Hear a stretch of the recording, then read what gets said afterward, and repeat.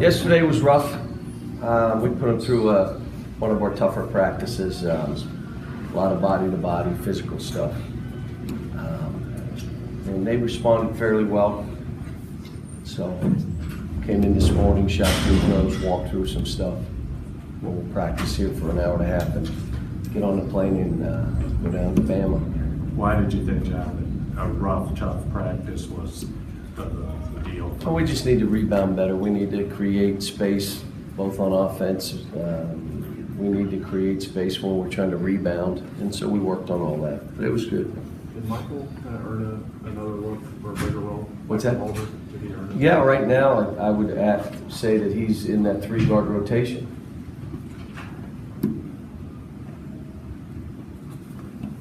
What did he do, maybe other than just the obvious things that stood out to you? I thought he had great energy. He rebounded the ball, mixed it up, did good stuff. Did good stuff. John, I know you believe in demonstrated performance, but with Scal, is there something you can do to get him closer to the point of giving the demonstrated performance? Well, it's day to day, and every day you're trying to get him better. You know, you're using different things, you're doing different things, and there are days he's better than other days, and you know, a lot of it he's got to swim. I mean, we're here for you, but you got to swim. I mean, you got to, you know, get lower and understand what's happening to you, and then you got to change. But he'll be fine. I mean, he wasn't the issue. We had some other guys who were veterans who gave us, you know, nothing. So now you're expecting him, who's just trying to get his feet underneath him, to do more than he's capable of doing. So I know Tyler challenged some of those big guys after that game. Did you? Well, Tyler was good. Tyler, even yesterday, you know, he said, "So what do you think?" He said, "I'm just trying to be positive." That's what, you know. We're just, some of this stuff is again, you know, we're at home. We play. Historically, my teams have played better on the road. I've had 1 or 2 teams not do that. We've played better because there's always such an expectation at home. Where on the road, it kind of is alleviated. You could just go play basketball. We haven't felt that yet. And so we're going into a game. And I'll tell you, watching tape, they play really physical. They got great presence around the basket. They're tough. They dive on the floor.